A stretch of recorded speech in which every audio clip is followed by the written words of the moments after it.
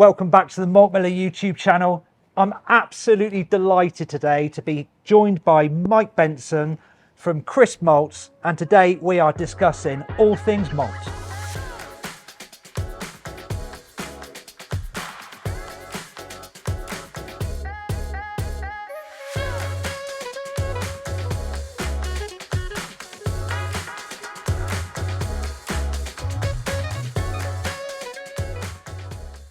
Mike, absolutely delighted that you can join us here at Malt Miller HQ.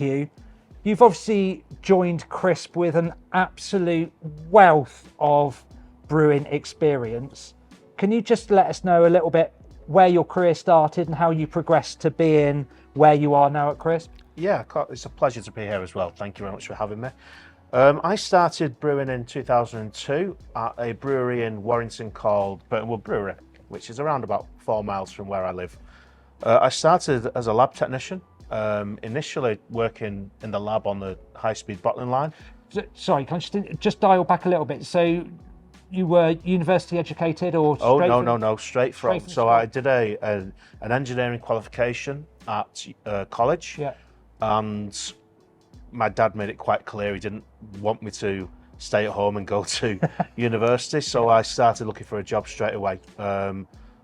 I left there, I left college and I went and did a job as a lab technician in a company that made foam bath and shower gel. Okay. And I got the I got the basics of quality assurance from there. Yeah. And then an opportunity arose at Burtonwood because they just put in a new high-speed bottling line.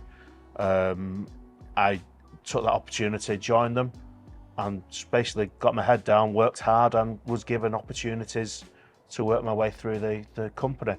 So started as a lab technician, Yeah. moved up to managing the lab. We then had the option to move into the actual brewery and then work through each different department in the brewery, manage it, and then move onwards. So it was a very much hands-on experience.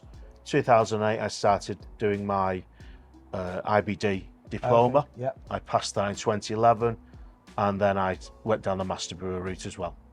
So I've not finished the Master Brewer, I'm 3/5 into it. Okay, yeah. But the bits that I like, so the malt side of it, the mashing side of it, the brewing side of it, and the fermentation side of it are all passed off and done. It's the packaging side that I've not really got too much of an inclination to do, if I'm honest with you. It's not my passion in beer. Is the plan to finish it though, The Mike? plan is to finish it, yes. Yes. Awesome. So, like I said, you've joined Crisp with an absolute massive knowledge of the brewing industry. Your passion for malt, there's brewing such a multifaceted industry, you can take bits out of it that you like. Where does the malt come into it? The malt comes into it because it has an impact on everything that we do in brewing. So you obviously, it gives us all of the starch and all the sugars we need to make alcohol. It gives us the enzymes that we need to make that starch into a fermentable sugar. It gives us the husk that we need to filter it and get really nice bright beer. The protein levels have to be right to make sure that we get good coagulation in the boil, and we don't get too much carryover. It has an impact on the flavour, the clarity, and the colour. It's everything through the brewing process. Malt has a big impact on it. Obviously working for Crisp, massive company, but having dealt with them for many years now, they still have a handcrafted feel about both their staff and their product. It must be a really nice company to work for. Very much so. They look after you. It's still it was actually a family company up until a few years ago. We still had a member of the Crisp name on the board. Yeah. And the current owners are a family company.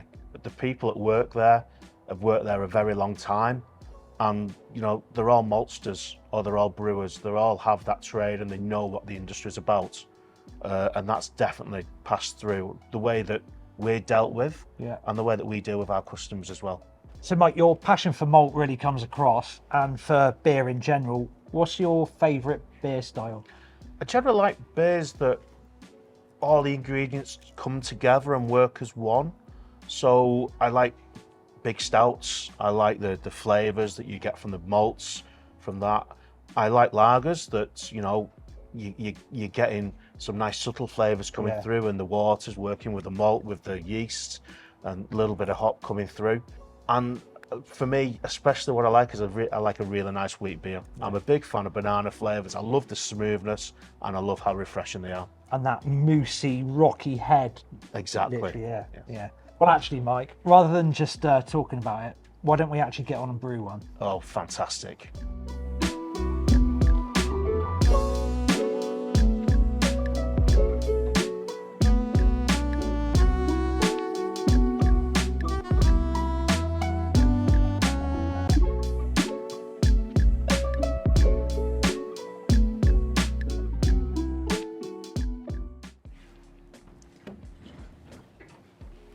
So we've dove in, you've given us help with the actual recipe itself. We've had some questions that come up time and time again about malt. So let's use your experience to try and get around some of these questions. And one of the ones that we have very often is brewers are looking for two-row malt. Yep. Now, often they've been looking at American style recipes, and Americans quite often describe pale malt as two-row. Can you tell us about that? What, 2-row, 6-row, what's the situation? So the majority of malt that's grown in Europe is 2-row. There's a little bit of 6-row that's grown in France, but everything in the UK is 2-row. In America, it started off, the growing conditions that they have over there was perfect for 6-row. Yeah. And 6-row is generally a very small grain, very high in nitrogen. So if you've got high nitrogen, high protein, then you've got very little extract in there. Yeah. But you've probably got quite a lot of enzyme activity there as well. So it makes it absolutely perfect for brewing adjunct lagers like they do. Right. Lots of rice, lots of maize. Yeah. Basically thins out that kind of flavour that the 6-row would give, and the enzymes in there allow you to utilise these other sources of extract. In reality these days, 6-row is still only around about 10% of what's grown in the US. 2-row is taken over because barley breeding has allowed that. So there's no point in getting caught up between 6-row and 2-row because it's not really a thing anymore. Everything that's grown in Europe is 2-row, and the majority of what's grown in the US now is 2-row, with only 10% being 6. So for a complete barley novice, the physical differences are about the actual composition of how the malt grows or how the barley grows on the head of the barley. With 2-row, there's the kernels are bigger. Yep. Because there's less of them on there. Yep.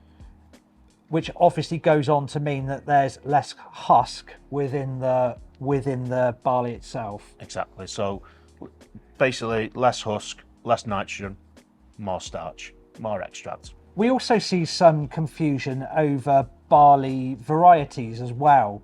Now, we've got some heritage varieties, and we've got what is described as pale malt. Where's the differences there?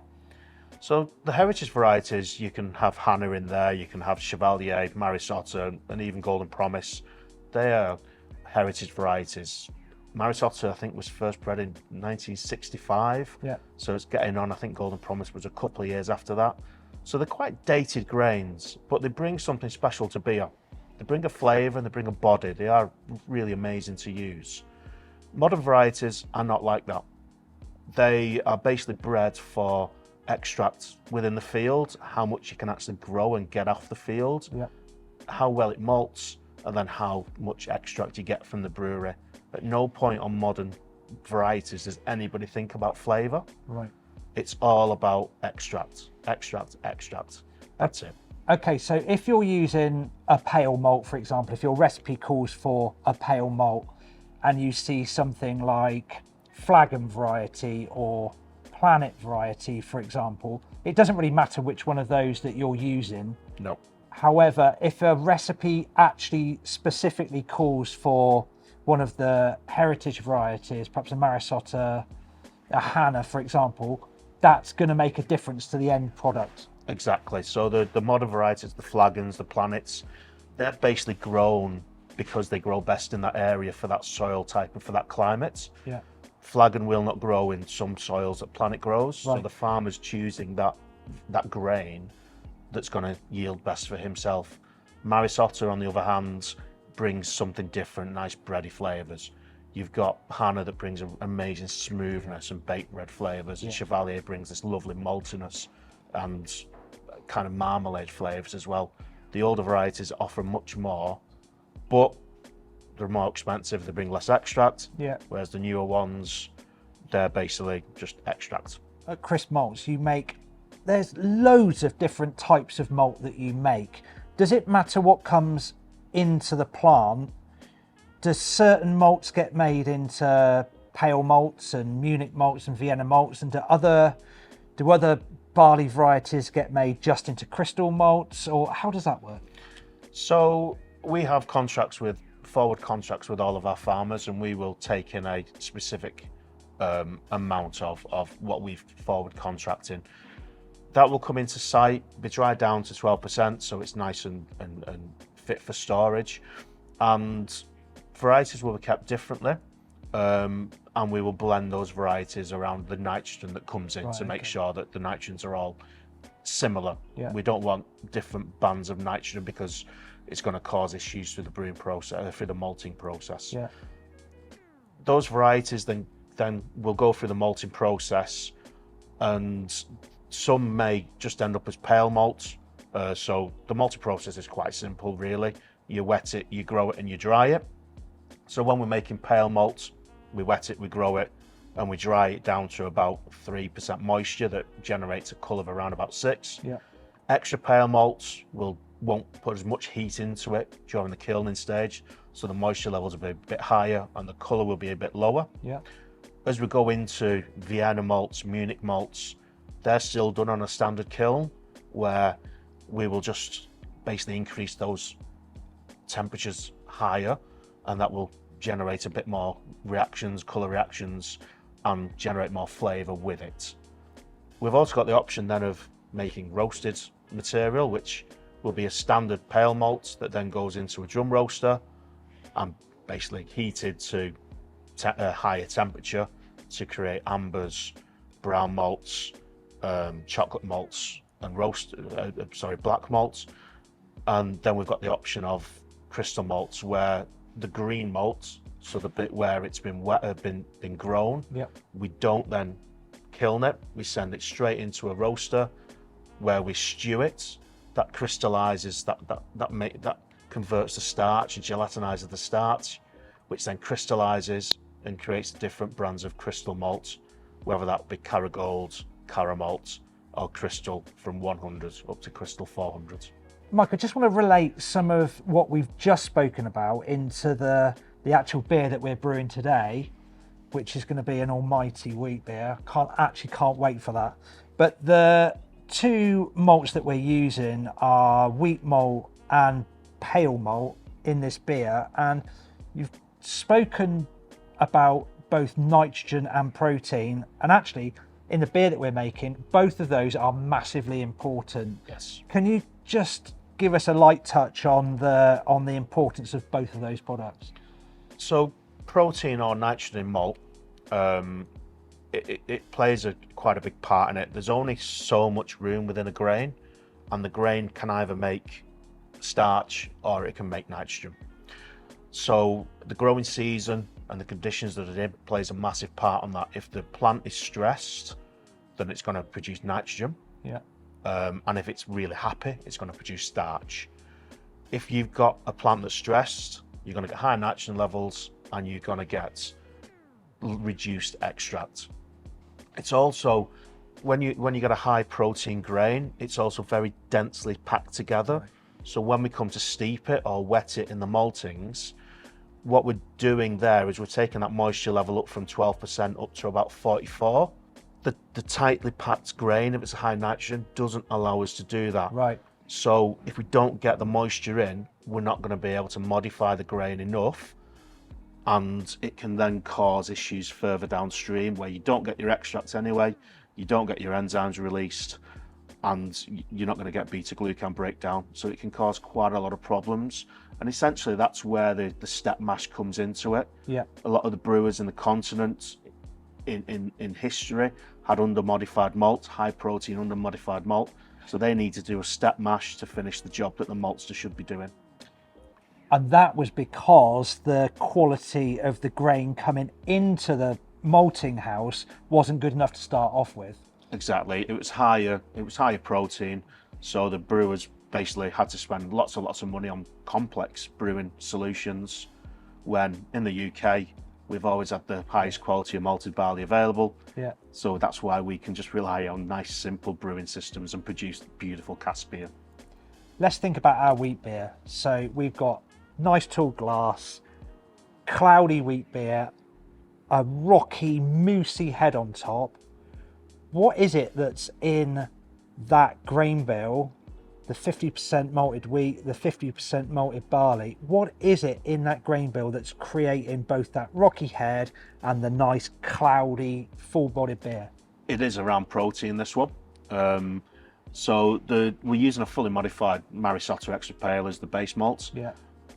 That's just basically going to give us the base, the enzymes, the ease of brewing, and then the 50% of wheat beer, the 50% of malted wheat is going to kind of cause us the issues, because it's going to be high in it's going to be high in protein levels and high in beta glucan. Yeah. So it's going to cause us some runoff issues, but it's also going to give a super smooth flavour to the beer, and also those proteins that we've got in there going to give us a lovely protein haze as well.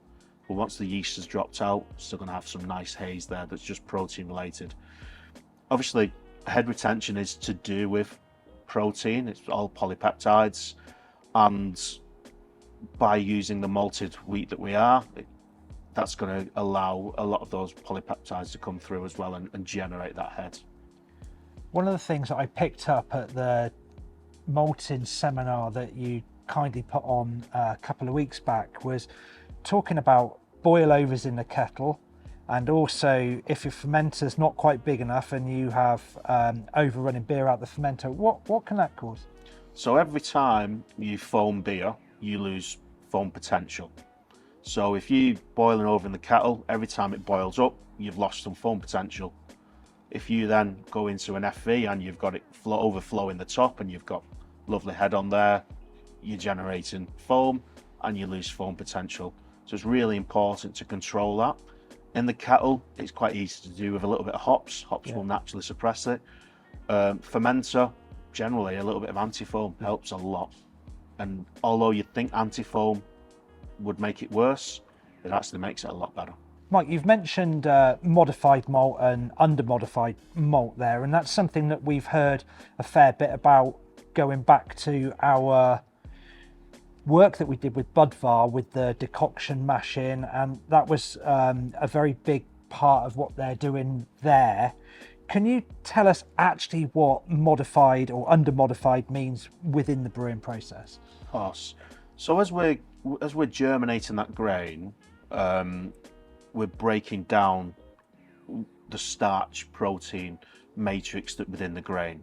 So the starch is actually hidden away via cell wall material, which is beta glucan, and a protein matrix.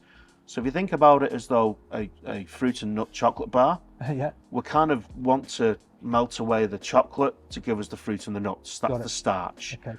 And what we're doing as we're modifying that grain, it's that development of how much protein we're solubilizing, and also that beta glucan breakdown along with it. And once we've done that, we can get at the starch.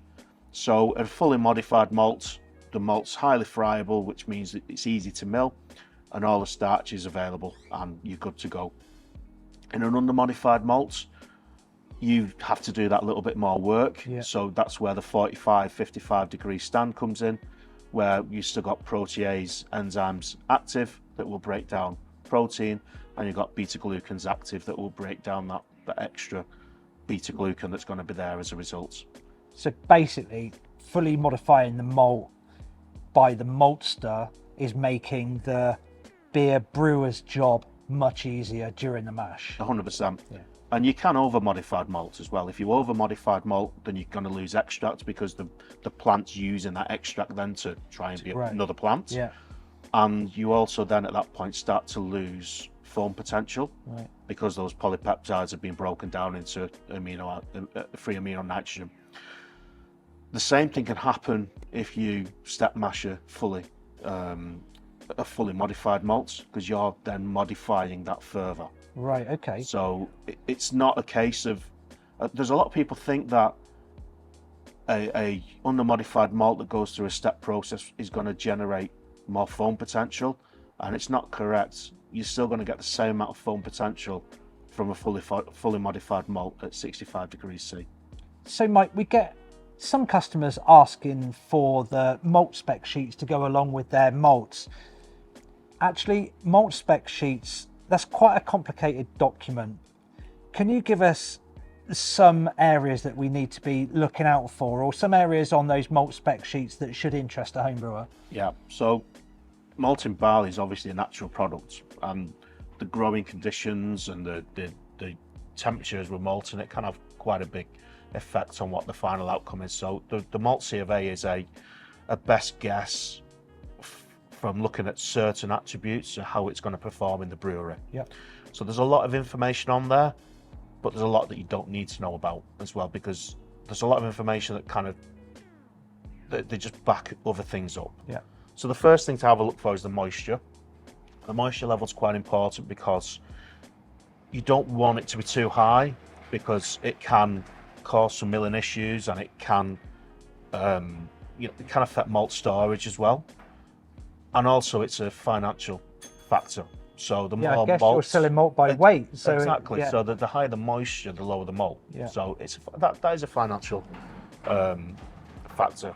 But the moisture also affects everything. Well, it doesn't affect everything, but it affects several other parameters within the grain C of A, and you see that with other things as you go through. Everything kind of affects everything else, so there is no perfect malt C of A at all. So the higher the moisture, the lower the colour and the more enzyme activity you're going to get. Yeah. Because the enzymes are denatured with heat, and we're putting less heat into there, so they survive more. And then the lower the moisture, the higher the colour and the lower the enzyme activity. The other thing I'd look out for is colour, because obviously it has a massive effect on the colour of the final beer, the flavour of the final beer. And then probably the last thing I think about is the friability, because that tells you everything else you need to know about the malt.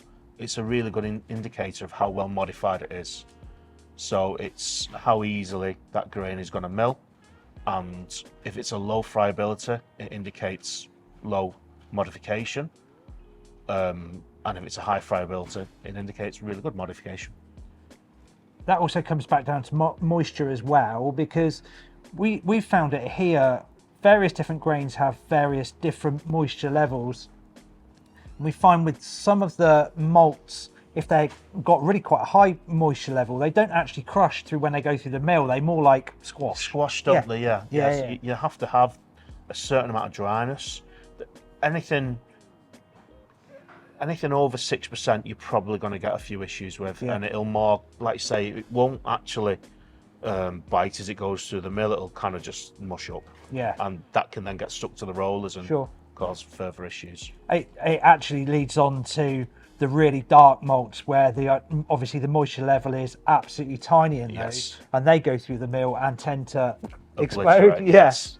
Yeah, and I've heard commercial brewers talking about where they've got a large percentage of chocolate malt, for example, in a really dark beer, and it causing stuck mashes and all sorts of runoff issues because it's really powdery. Yeah, it becomes quite gloopy. Whenever we did the stout, the brewers would always describe it as kind of gloopy. Yeah. As we're crushing malts for our customers back at the maltings, we actually crush those to a slightly different spec. Yeah. So we open up the rollers and then we'll grind them separately to make sure there's not as much flour knocking about within them. Actually, that's exactly what we do here, and actually part of your visit here is to top up our training for our millers in the malt room. So it's actually be really interesting for you to see exactly how they're doing it now and how you can carry on their training. It'll be a really interesting afternoon. Mike, you've had a full tour of the Malt Miller facility here. You've done some training in our malt room, which is massively important, that our guys that are actually in the malt room, milling that malt that goes straight out to our customers. That's absolutely fantastic. Thank you very much for that. It's been a pleasure, and thank you so much for the hospitality, for having me here. No worries.